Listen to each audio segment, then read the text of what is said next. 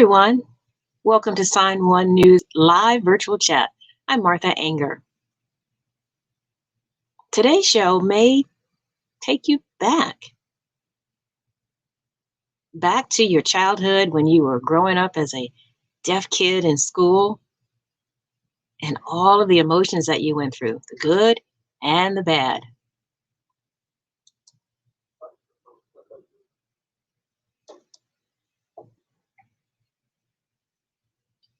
I had an intimate, honest, and revealing chat with the creators and stars of the new Apple TV Plus animated series El Deafo, and their personal stories may bring up personal memories for you too. So get ready to share. But first, as always, let us know where you're watching from, what state, what country, and we'll give you a Rep Your City shout out right after these quick trending news stories.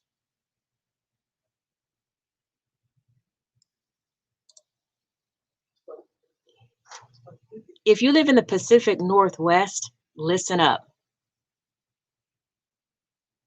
An evacuation order is underway in your area due to record rain and snow through the weekend that could cause floods, possible landslides, and avalanche risk across western Washington state. The rain and snow will stick around for much of the Pacific Northwest through today, Saturday, and then the area gets a break on Sunday. As always, Sign1News will post any emergency press conferences with sign language interpretation to keep our viewers informed and safe.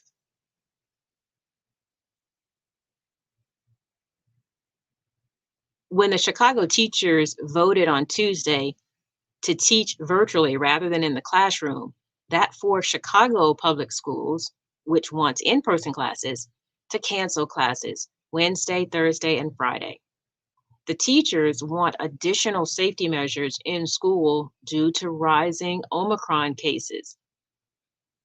But the city says proper COVID protocols are already in place. Now a group of parents are suing the Chicago Teachers Union, claiming they were on an illegal strike and they want them to return to in-person learning immediately. The lawsuit also seeks damages for lost income and the cost of childcare.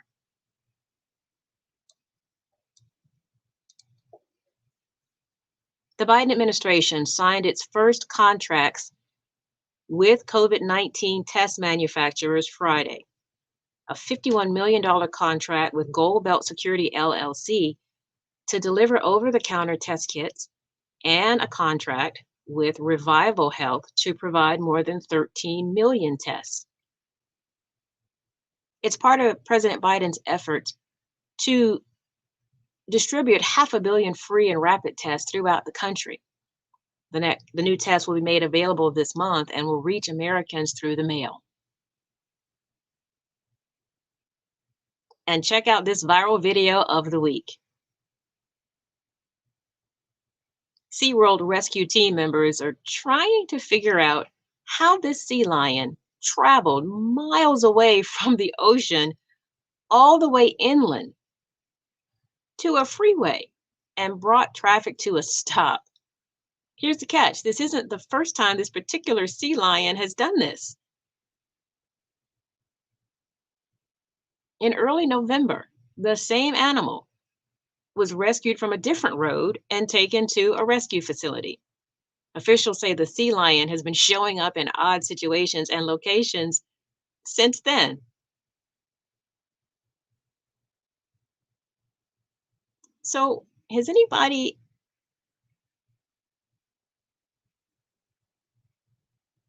at SeaWorld considered the fact that this sea lion is smarter than they think? He does not want to be held in captivity. He may just want to go home to his natural home. Just a thought here. The sea lion is really actually trying to communicate with humans that he's trying to go home. You know, there's overfishing in his area. There's no place for him to go. that's something we really need to think about and ask ourselves.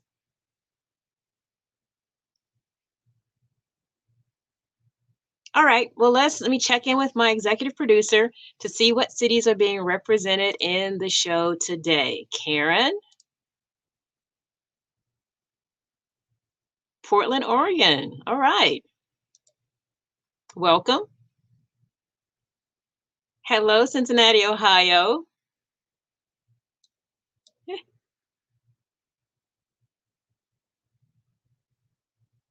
From West Virginia. Yeah, stay safe there. Arizona. I love that place. Come on, come on. Rep your city. Where you from? Los Angeles, California. Yeah.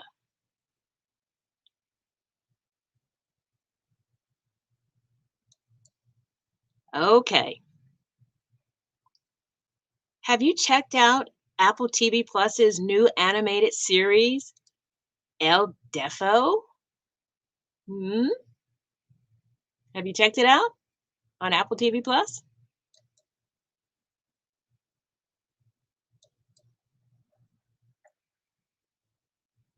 Well, earlier this week, I had the pleasure of chatting with two of the main creators and stars of the show, Cece Bell and Lexi Finnegan. Oh, it was a fascinating conversation. And, we'd love to hear your thoughts on it. Okay? Check it out.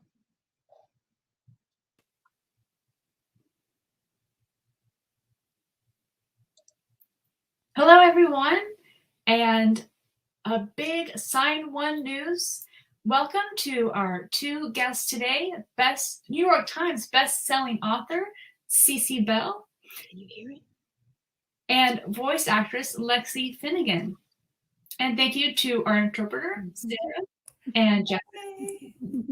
Jessica will be signing, and Sarah will be voicing for me. Thank you, and welcome. Thank you. Hi. Thank you. Right into our virtual chat. On Friday, Apple TV Plus released its new 3-part animation series for kids entitled El Deafo. It follows a young girl named Cece as she loses her hearing and finds her inner superhero. As many of our viewers know, going to a mainstream school and making friends can be tough. And Cece wears a big, bulky FM hearing aid on her chest. Does anyone remember wearing one of those?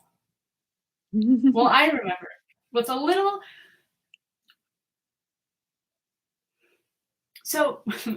bit of help from her alter ego, El Deafo, Cece learns to embrace what makes her extraordinary. Here's a short clip from the series. Eep. Boop. Hello? Do you think my hearing aids make me look funny? I don't see a problem. Are you deaf? I gotta follow my own path. You can call me El Deafo. Oh no! Prepare for a monstrous makeover, my deaf friend. Stop!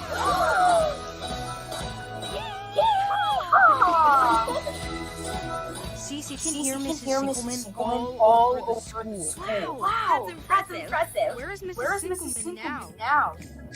She just flushed. Oh my god. Mrs. Singleman is coming. Go back to your seats. That was awesome. You're a hero. I am El Deafo.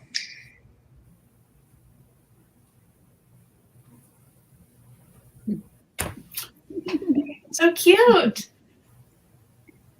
I've watched the previews. I feel like I can relate on a certain level. I did grow up signing as a deaf person, but our experiences are so similar. That's really neat. So I'm ready to hear from you, Cece. When you came up with the idea of El Deafo, where did you get the concept from?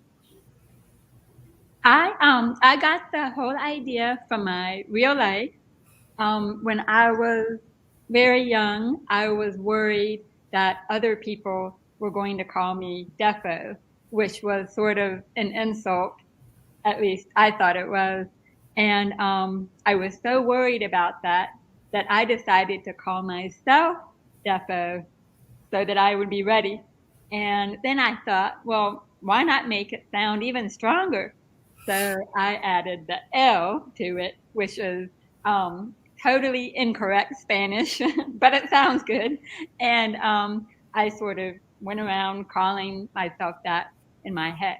And so I would have these little fantasies where I imagined myself saying the things and doing the things that I wished that I could do in real life, because I was very shy and very much a pushover kind of kid. And so in my dreams, I was like, yeah, I can take on anything. But I was very different from that in real life. So that's kind of where the whole idea came from for the book. That's so cool. Now, both Lexi and Cece, you both grew up deaf. So I can understand why.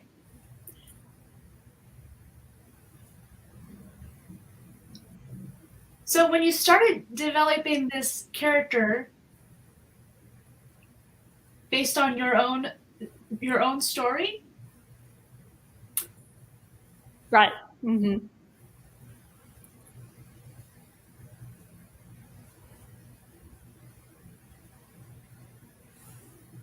I do have another question.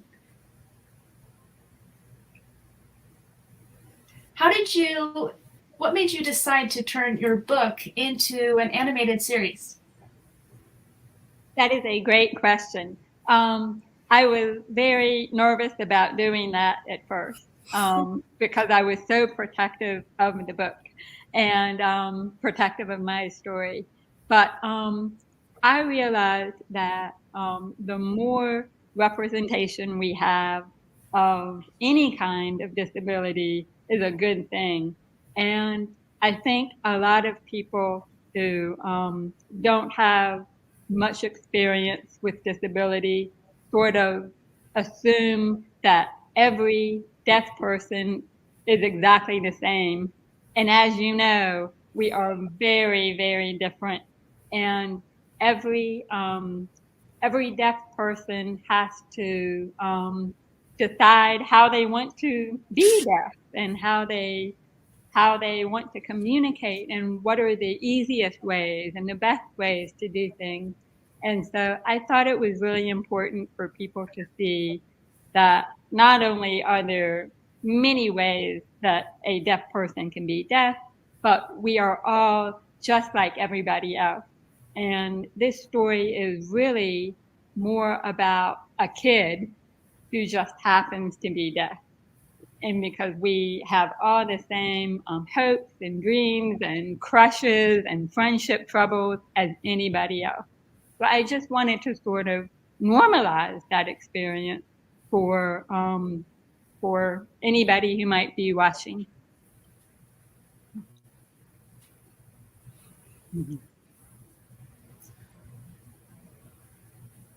Yeah, that's exactly what we share in common with having a deaf background. Mm-hmm. Of course, I was mainstreamed and I did have a tough time making friends. I had to wear this big bulky FM and I hated it. And the teacher would always come up to me and, make adjustments. And I felt like I should be able to make the adjustments on my own. So I preferred using hearing aids. But you're right. As a deaf person, we don't have one singular experience. we all have our unique experience, whether it be we grew up mainstreamed, our families sign, our families don't sign. Some have deaf families that are passing down this sign language. So it all builds into this collective identity. So great. That's so cool. And one more thing, Cece, how did you feel when Apple TV decided to pick up the series? I was really surprised, very surprised. I knew that the book was very well received, but I never in a million years would have imagined that this particular story would end up on television. And I love TV. I mean, I love TV so much. So to be a part of that world is really exciting. It was really neat. Yeah, I can relate. As a filmmaker myself, I can understand that type of excitement totally. It's big, and there's so much possibility, and the world needs to know that deaf is not one thing, and it's not just, and disabled is not one thing. We all have our own experiences. So I'm really excited to see that Apple TV picked it up. So now, Lexi, look forward to chatting with you. So when they started production, did you have to audition for the voice role? And if you did have to audition, what was that like? Well, I did have to audition. As a deaf person. So I did have to audition. So first, my mom got an email from University of Miami. And my mom was like, you should try to audition. And we just tried it. And my sister recorded it. And I was able to meet the director, Jilly.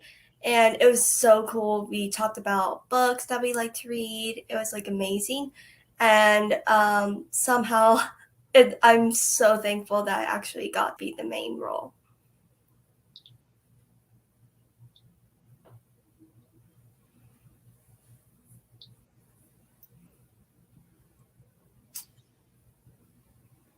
So do you experience any challenges as a deaf person doing voiceover work?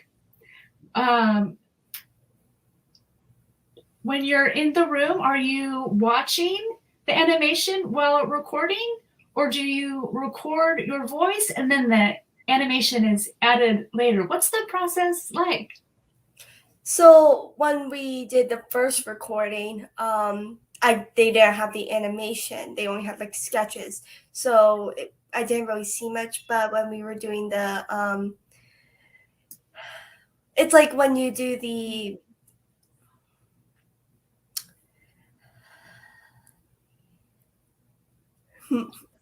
it's like when you the Foley, like the sound effects. It's like when you have the animation, but you have to do the, you have to record some things. That's when they had the animation. I had the voice, and that was the hardest part, I believe, because you have to time it right. Yeah. But it was so cool because I actually got to learn about the sound engineers, like what they do for their job, and and it was so cool to like go past beyond my potential to be able to use my voice to help inspire others. Yes. Exactly. And you are inspiring because you are, as a deaf voiceover actress, you're showing your voice as a deaf person. And maybe it's not completely perfect. You might have a bit of a deaf accent. So I can relate to you learning about sound engineering. As a filmmaker myself, my favorite part about sound, my favorite thing to do concerning sound and deaf acting, our receptive skills are so powerful. When I'm watching animation and I'm copying their accents and making noise with them, it can be a huge challenge doing that without any visual cues. So hats off to you, Lexi, for that work.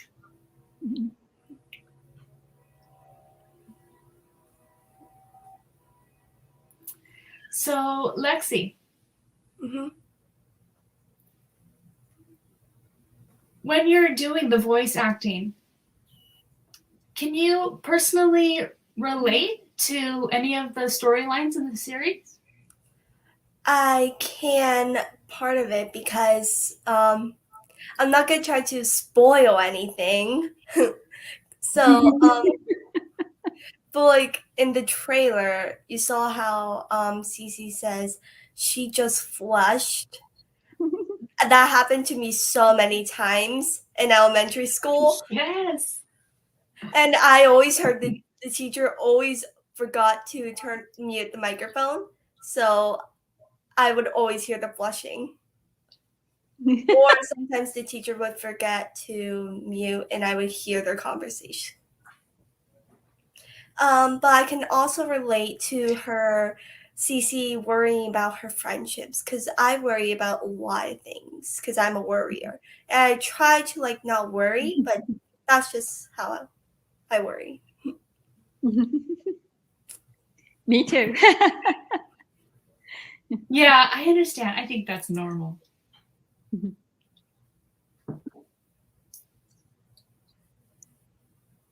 So I was wondering, I know you don't want to give much away, you want to keep it a surprise, but in the first episode or second episode, I saw that there was some signing in the series. So I'm curious, will there be more signing in the series to come? There, we address, I think it's mostly in the second episode that there's some signing in there. And the animators worked so hard to try to get it right. They filmed some acquaintances of mine actually, signing properly, and then they used that as a guide to make sure they animated it correctly. So fingers crossed, it looks good. But it actually addresses my ambivalence about sign language when I was younger, because I was so shy that I was afraid that if I signed, that everyone would be looking at me, and I could not handle that. And I'm happy to say that I am learning sign now, but I'm very slow, very slow. But so it's almost all in the second episode, and it sort of ends on an ambivalent note, like sort of with regret. Why do I even care what other people think? I mean, I shouldn't be worried about other people, but I was. And so that was kid me. Adult me has a much more, I love sign language. It's amazing and beautiful and so complex. And so, but I wanted to acknowledge that when I was a kid, I was very confused about what to do. Yeah. Yes, I can understand that. And I don't blame you, because it's a different time. It was a different generation, and deaf people really were stigmatized and looked down on. So right, since the 70s, sign language has gained more recognition in America. There's been more education, exposure. So now saying you love sign language and you want to see it have recognition, every person has a different experience. But now with technology, everything is improving. And like you say, with regret, it's important that you just embrace that pride, that identity. Right. And you're never too old. So I understand that trepidation about being seen signing, but at the same time, these days, you can see kids these days, they are so proud of their identity and their language. Right. And I think you mentioned technology. It's the technology that's allowing me to take these classes online, just, practicing with YouTube videos and watching what they do. And especially with COVID making it hard to get together, you can still learn a lot of things online. And so that's been really exciting for somebody like me who I don't want to mess up, that little perfectionist in me. And so I can just practice in my house and watch my little sign language videos. And it's really neat. Just really neat. Mm-hmm. Mm-hmm.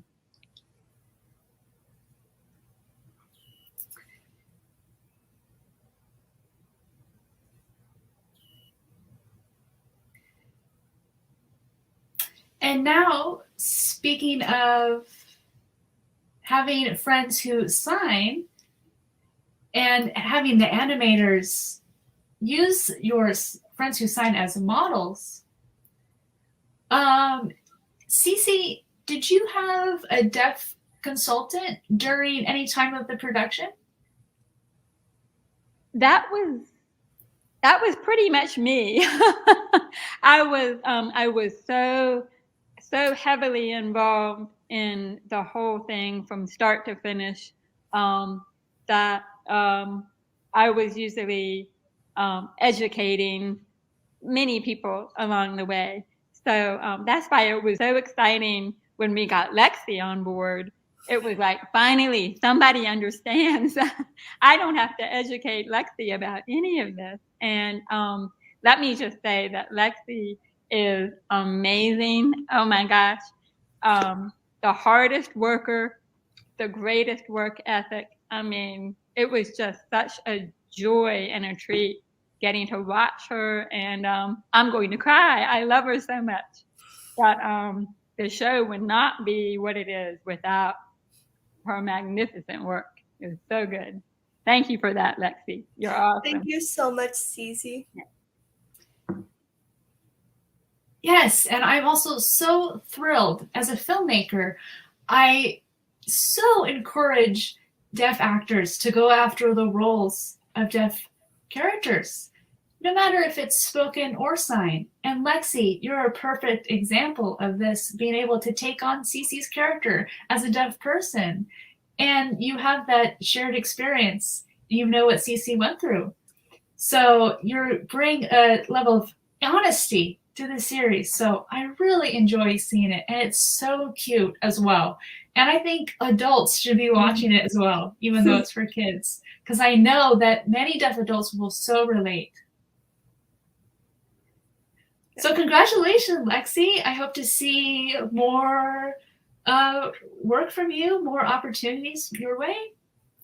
Thank you so much. Now, Cece, so are there going to be more El Deafo episodes coming? I know we have 3 parts. Is there more to come?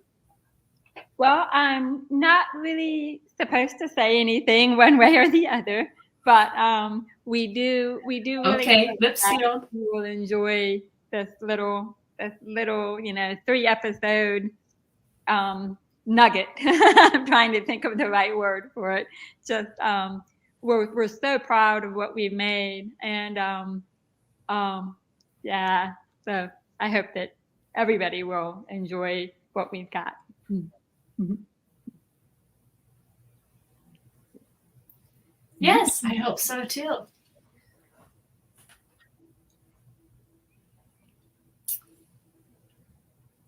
In film, there's so many different genres and age groups, and I think your series is such a great genre for deaf kids to know that they're not alone. And to see the book and the live action, both is amazing. Awesome. Mm-hmm. So now I've asked you both some questions. Now I'd ask you, put these questions to both of you. What do you hope kids and even adults, what do you hope they take away from this series? What do you want people to be thinking about? Lexi, you should go first. Well, I hope that they will be more open to how the deaf kids feel and how their experiences are, and like as a mask. Yes, exactly. To hear. Yeah, that's a great answer. And I agree that we need to know that we're not alone. That and even I think everybody, not just deaf kids, but everybody has moments where they feel very different from everybody else, and they feel very lonely. And I really would love for the show to just be like a friend to those kids.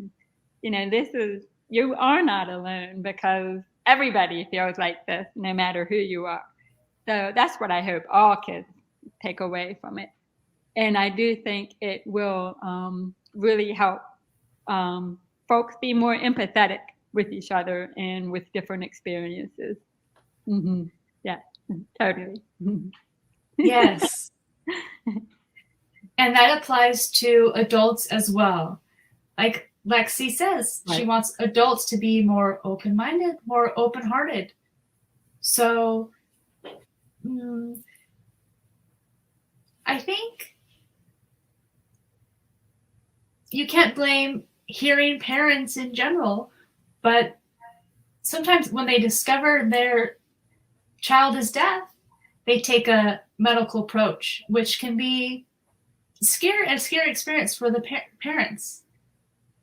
So I wonder, that medical approach, that doctor approach, I'm sorry, but your baby has failed the hearing test. I can imagine how parents feel hearing it in those terms, from that perspective, in such a negative way. We need more resources to show the other sides of it. Right. That there's so many options available. There's mainstream, there's sign language, there's speech, there's lip reading. We want parents to know that there's all these options presented and available to their children, because there are generational differences between CC your time and the time and now. Oh gosh, so many generational differences.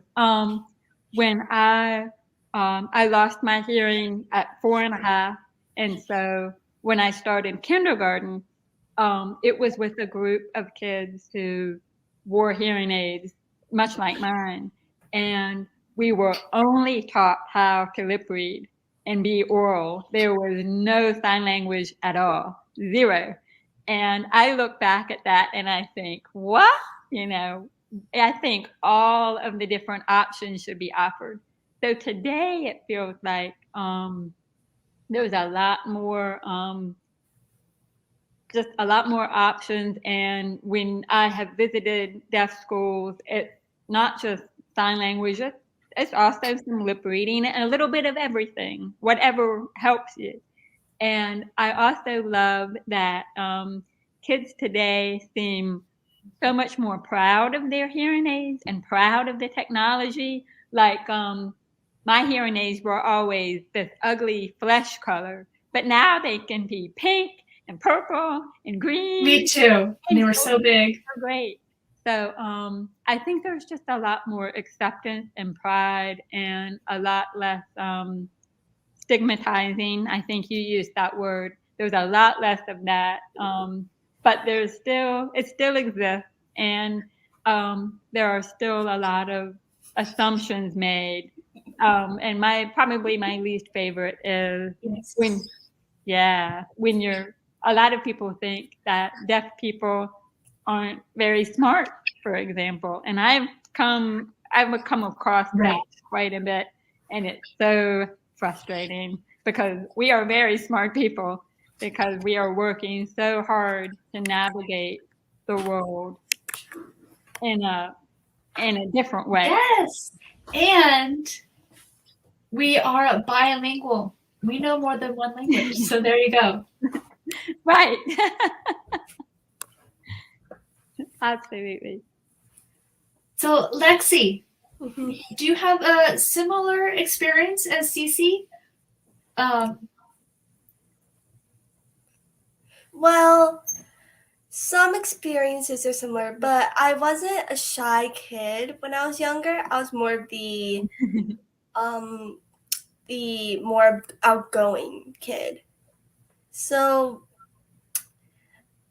I can relate to like having difficulties with the teacher, like asking the teacher for the microphone. I was a little bit shy about that because I don't like talking to the teacher if there's like a problem or anything, because I usually don't stand up for myself a lot of things.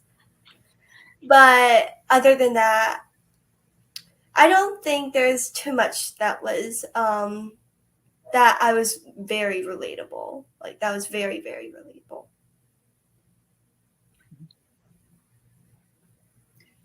Yes, because of generational differences. So that's why I wanted to know about Cece's experience and your experience and compare the two, because before there wasn't a lot of exposure or education. And now deaf adults grow up and they realize all of these options could have been available. So it's good to educate hearing parents that they do have these options. Right. Great. I also think that technology, especially today, technology is cool. And so that sort of translates into hearing aids too. People get excited about technology. They love all the little, I have these little Bluetooth things that help me. And everybody gets excited by technology. And that's a good thing. That's a really good thing. So you don't, when I felt shame about the technology as a kid, I shouldn't have, because kids back then thought the technology was cool as well. But I didn't know that. But today, technology is everywhere. Everybody has a phone. Everybody has a computer. And so it feels like, Yes. it feels better, if that makes sense. Yeah. Overall, it all feels better. Absolutely. But there is just one thing. Now with technology, adults become more isolated. And I don't see kids playing outside these days. When I was a kid, kids were outside all day. So there is some pros and cons there. But technology is very helpful, and it helps deaf people stay connected and not be so alone. So there is always those pros and cons there. So it's interesting. I wanted to share a little bit of my experience. I did grow up with an FM system on my chest and then hearing aids. And I grew up using SimCom and going to speech therapy. And then I joined a deaf residential school at 11, and I was in total culture shock. And I was actually bullied, even though as a deaf person, I was bullied because I came into the deaf residential environment, SimComming, and I had to really evaluate my identity when I got there. And I stopped SimComming, I stopped using my voice, and I decided I didn't need to use hearing aids anymore. That was about the time I was 14. But my family, they didn't mean any harm, but they always thought that hearing aids were helpful.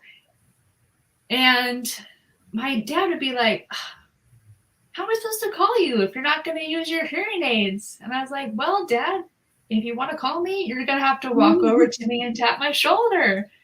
And so it was an adjustment since then. But watching your cartoon, it brings me back to when I was young, and I can relate to that experience of working with teachers, having to ask them to wear their microphone with so much going on.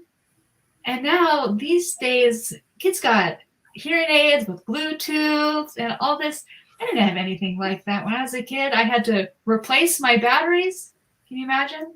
And your hearing aids, the battery goes dead, it starts making noise, all of these things. So technology really has changed. Is there anything either of you want to add to the discussion before we wrap up? No? Okay. Well, I think this has just been wonderful, and it's been such a treat meeting you. And maybe next time we meet, I will be a little more fluent in sign. I would love that. I need to practice. Yes.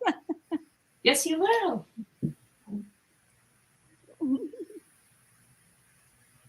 So I know it's a little complicated going to deaf events these days with COVID, but there are so many deaf clubs, ASL nights, deaf nights, social gatherings. Right. So that's a great place to pick up ASL. So that would be my one tip of advice. But with COVID, I understand it's a strange time for everyone these days. Right, absolutely. Yeah, that makes it so tricky right now. Oh, frustrating.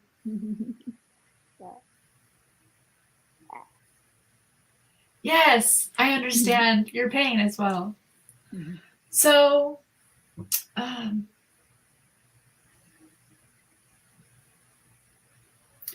so it's a 3-part series. So I want to let the audience know El Deafo is already available on Apple Plus for streaming. Yay.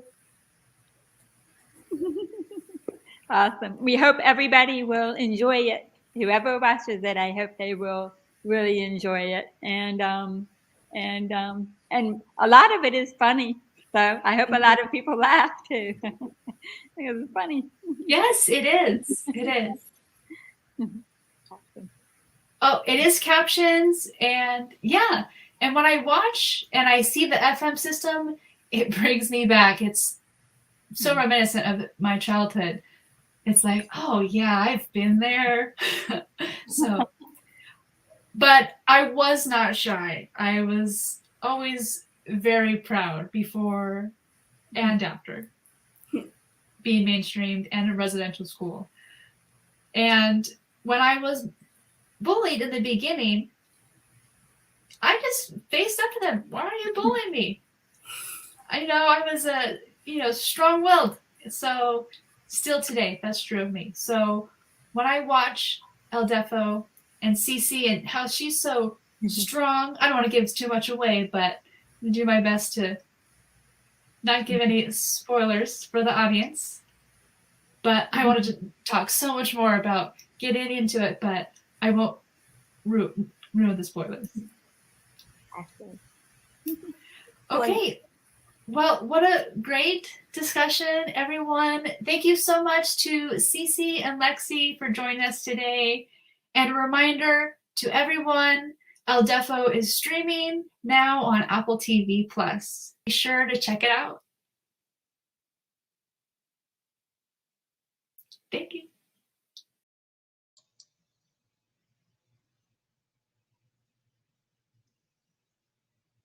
Now let's see what some of you are saying in the chat right here.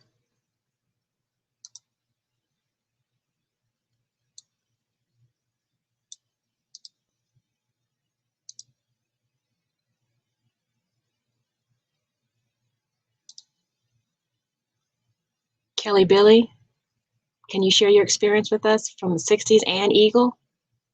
Or Kelly? And you have the book, you want to chat with us here?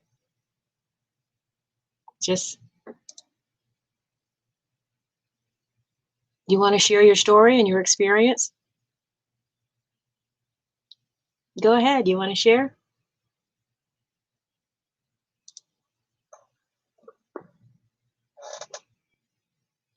Deborah says, oh yes, I was suffered by 2 bully boys. I was a teenage girl, about 13 or 15.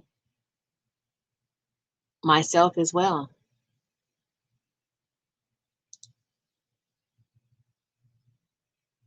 One boy bullied me. He passed away a long time ago. And then another boy is in prison for life. No parole. I guess that's karma.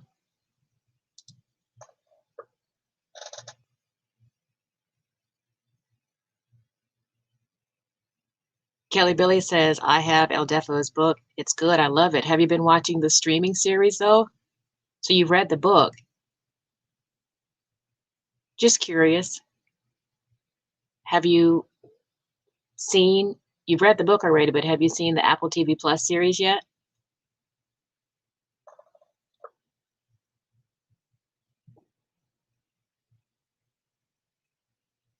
Just curious, can you relate to CeCe's experience?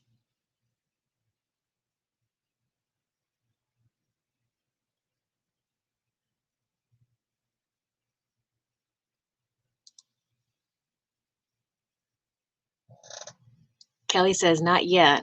I love reading the book, though. There are 3 parts to the series, and it's really good. It's only 30 minutes. Maybe if you have kids, they could watch, but I encourage adults to watch as well. It'll bring back so many memories of when you were growing up.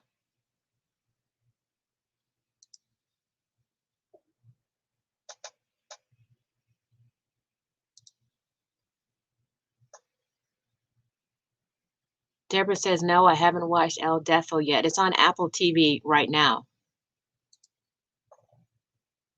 if you have a subscription.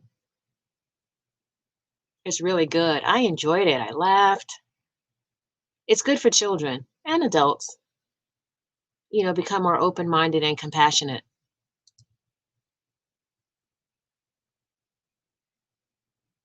Bob wants to know, what is El Deafo? It's from the book. CeCe Bell is the author of the book.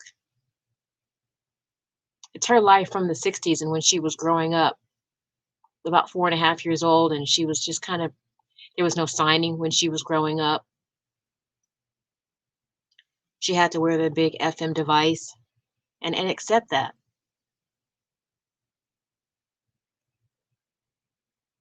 And so she created this superhero inside.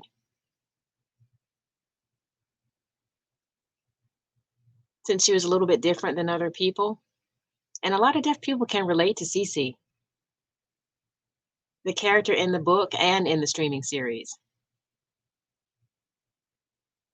And the cartoon is based on a true story, the real life CeCe Bell, her life experience, her life story. And so she turned it into an animated series. It was a New York Times best-selling book, and now it's streaming on Apple TV Plus. We'll find out if it's a box office hit. We do encourage you to watch, though. I hope I answered your question, Bob. Deborah says, okay, no problem. My pleasure.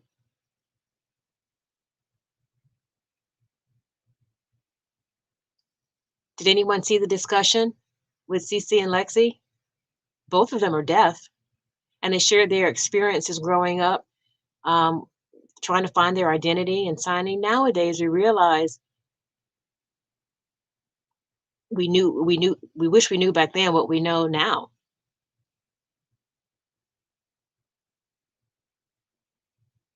Deaf people are going to be here forever. They need to recognize that we exist. Times have changed. Technology, has provided more exposure for the deaf community. We've got a long way to go, just taking baby steps so that people can become aware. And Bob says, yes, I was a child. I went to the Florida School for the Deaf Blind and Maryland. And I used to wear El Deafo. There is a different color battery for teachers at Maryland School for the Deaf.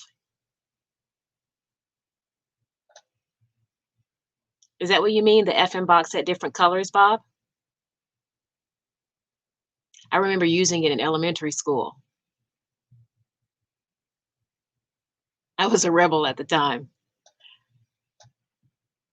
Oh, I've got so many stories about my FM, but that's for another time.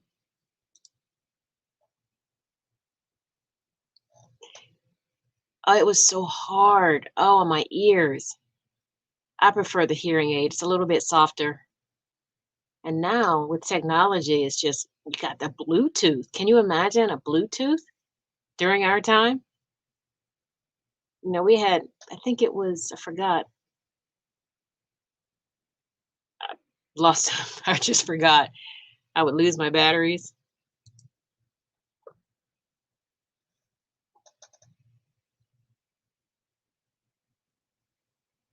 Kelly says, when I met a deaf girl,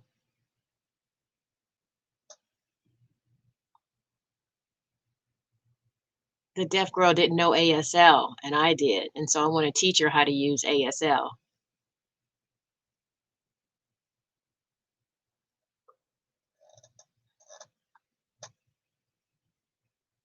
I would share my culture when I went to college about ASL, would teach the ABCs, and it really inspired people to kind of pick up the language. A few years later, pretty fluent. Kind of find your identity.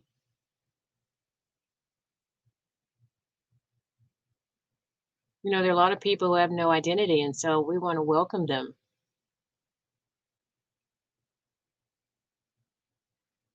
We're supposed to help each other.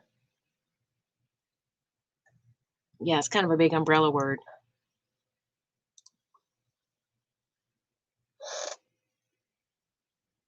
Any more comments about the book or the streaming series before we wrap it up?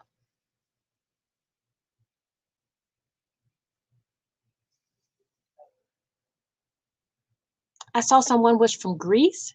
I missed the name.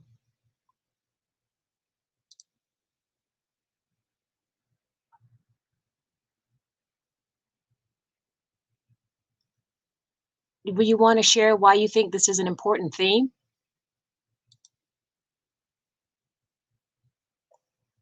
Yes, it is interesting. Is your experience the same as Cece and Lexi?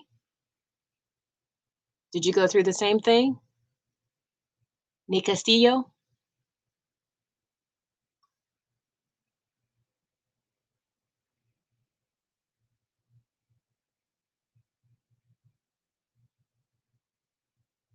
Okay. I guess we're all wrapped out with time. Time went by so fast. So let's start wrapping up. Great comments, everybody. Thank you so much. Oh, yes, it is very important for everyone, anyone. I agree with you. Okay. Yep. Go ahead and subscribe and watch El Deafo. It's already on Apple TV Plus.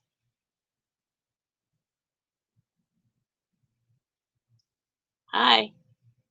Hello from Greece, all the way overseas. You're welcome. You're welcome. LOL. Thank you, everyone.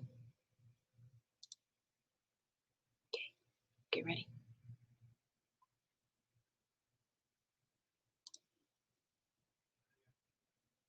Mhm.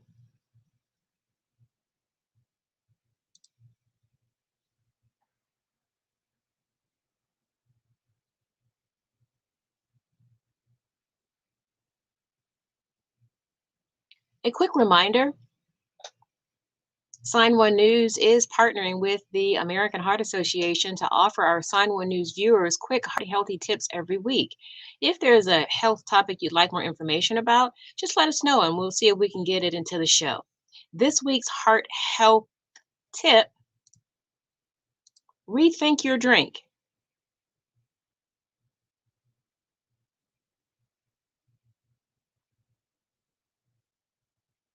Consuming too much sugar can increase your health risk of cardiovascular disease, high blood pressure, high cholesterol, diabetes, and can also lead to weight gain, cavities, tooth decay, and skin aging, just to name a few. And guess where many added sugars come from? Our drinks. Fruit drinks, sweetened coffees and teas, energy drinks, and sodas. It's recommended to limit added sugars to 9 teaspoons, about roughly 36 grams per day for most men, and 6 teaspoons, 25 grams per day for most women and children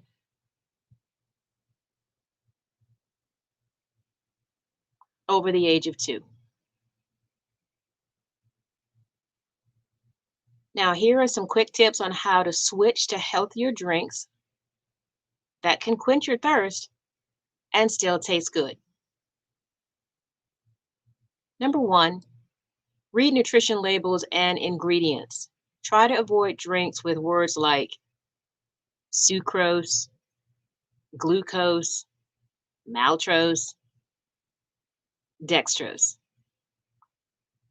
Number 2, cut back slowly.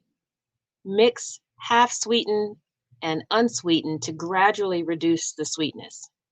Number 3, choose water. We know that can seem like a challenge for some, so try keeping a cup or bottle nearby, and you can add a slice of your favorite fruit for flavor. And number 4, sip a smoothie when you're in the mood for something sweet. And that is your American Heart Association Heart Health Tip of the Week. What a great discussion, everyone. Thank you, Cece and Lexi, for chatting with me this week. To our viewers, and of course, our loyal app subscribers who help make this broadcast happen. As always, we like to end each show with words of inspiration, words that will hopefully help you dream a little bigger, aim a little higher, and find the courage to be a little bolder. Today's quote comes from award-winning author Malebo Sefodi. She is also the founder of Lady Leader, a platform that allows women to just be. And the quote says, reinvent yourself over and over and over and over and over until you find home. There is no timeline for the soul. Be sure to join us next Saturday at 6 p.m. Eastern Time for another great live virtual chat. Have a wonderful weekend, everyone, and good night.